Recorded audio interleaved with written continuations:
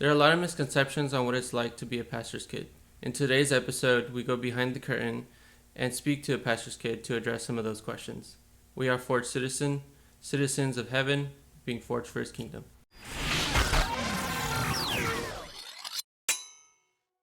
All right, so first question, what are the pros of being a PK?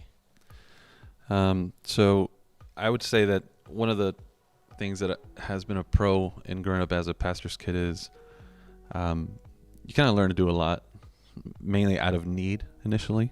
Anything from like Word, PowerPoint, running a mixer, running a camera in a way. I mean, sound checking, helping my parents design logos, design shirts. I mean, a lot of little things that, again, have been that have come up out of need.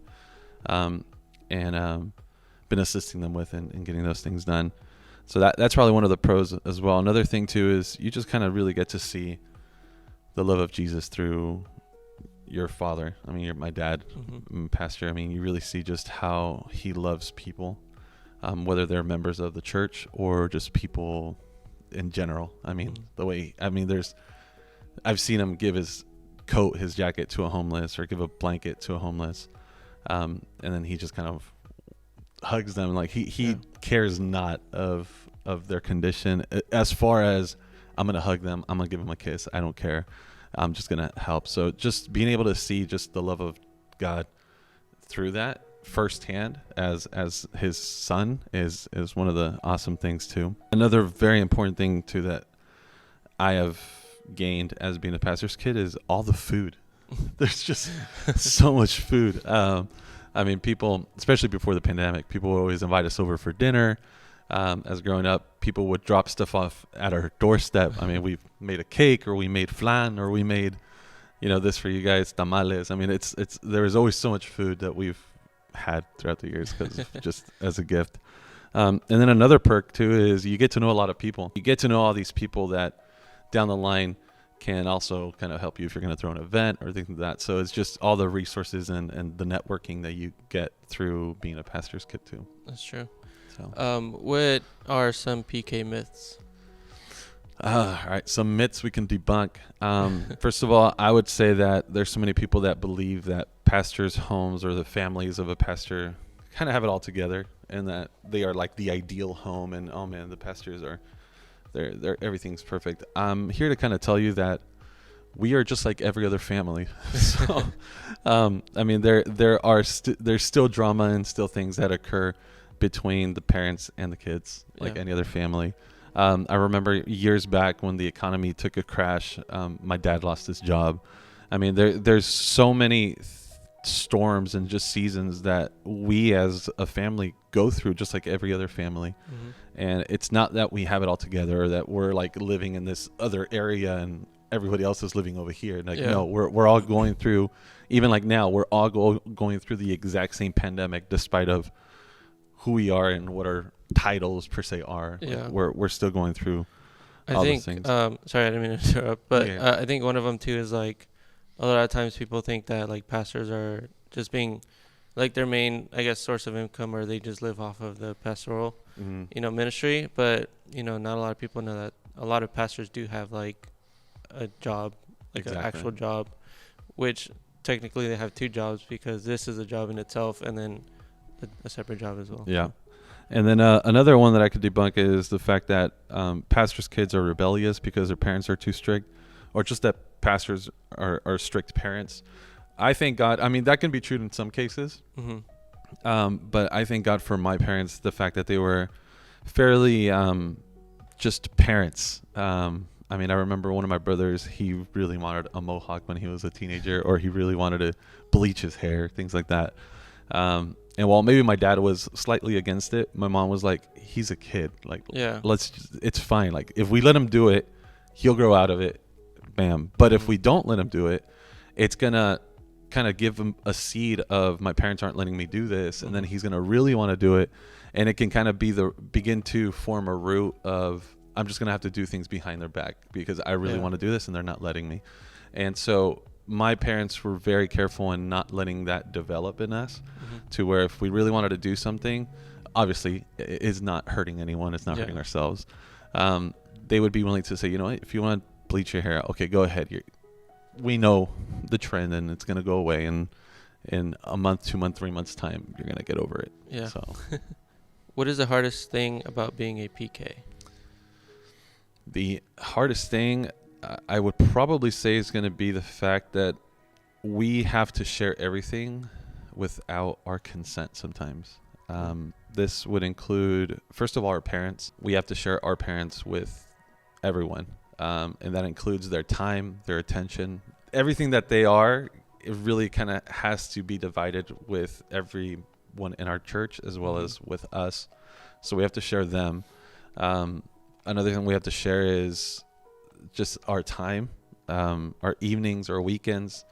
Maybe I wanted to plan a birthday, like I wanted my birthday to be next weekend, you know, and my parents are like, oh, we can't do it next weekend because we're going to go to a retreat, or we have to go speak at a church, or we have to go and we're going to be out for the weekend. I had to adjust my schedule, not because I was asked to, but because I had to, because my parents had other stuff going on that was related to being a pastor. And then another thing you kind of have to give up sometimes is like even your own bed, your own room. You know, there's been many times when, oh, so-and-so is going to be staying with us for the weekend for a few weeks, sometimes even months at a time, when my parents would open their doors to help someone out and help them get on their feet, or they were going through something. So they give up their kid's bedroom and they're like, oh, you're young, you can sleep on the sofa, you're fine.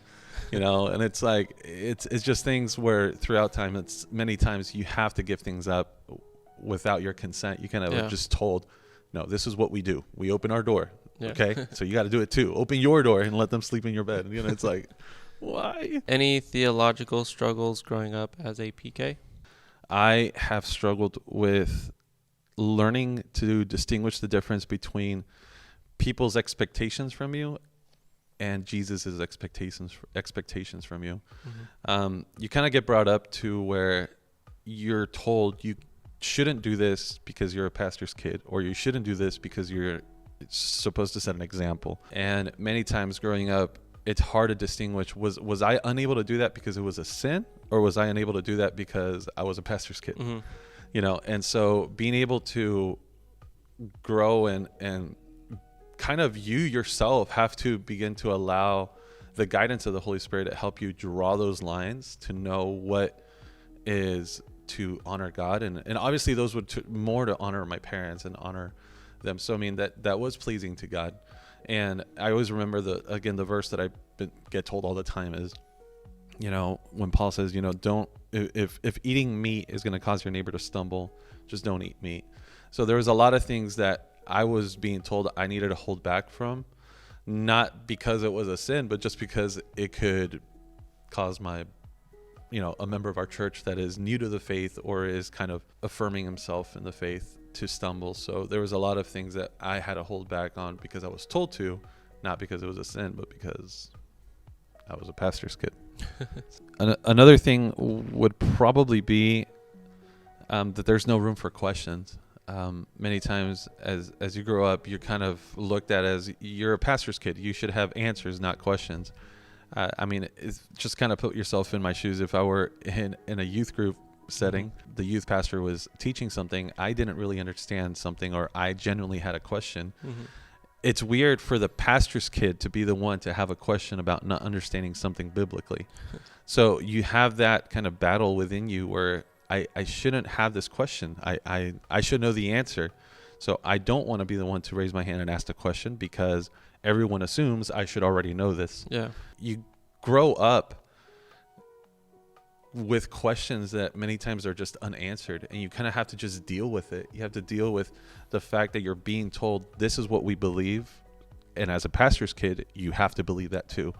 And there's no room for you to ask questions to grow. There's no room for you to say, hey, you know, but I don't understand that, just because of what people are going to say. Like, you're a pastor's kid, how do you not know this? One of the things that has been kind of an underlying message that my dad has kind of said throughout the years, and it's not something that is wrong. You know, I think that, again, it kind of ties into the fact that I couldn't ask questions at some point. So, and that is the fact that many times my dad is really strong at saying, you know, God is in control. God is in control. God is in control. And I get it. And again, I understand God's sovereignty, and I understand that, yes, he is. But I think that I would battle with myself with, well, how is it that God is in control and is sovereign while we have free will? While we're able to choose kind of our way, and with, getting close to 7 billion people on this earth, they all have the way of making their own decisions, yet we can say God is in control. That doesn't make sense to me. Like, what do you mean he's in control? And so it wasn't until as I grew up that I was able to actually learn and understand just how it is possible for God's sovereignty and our free will to coexist in the sense where God is sovereign. And so it's that kind of was probably one of the things where for many years I would just kind of hear him or anyone else say it, and it would just almost like trigger me inside, and I'd be like, what are you talking about? Like, it's like, that's wrong. So, yeah. But I'm good now. God saved me. You're Christian now? I'm Christian now. Well, if you enjoyed the video, like and leave a comment. If you're a pastor's kid, feel free to add. If you have questions for a pastor's kid, leave a comment as well. We'll try to make a video answering those questions. For sure. Love you guys. Have a good rest of your day. And just know that God loves you, and we do too. So. Okay.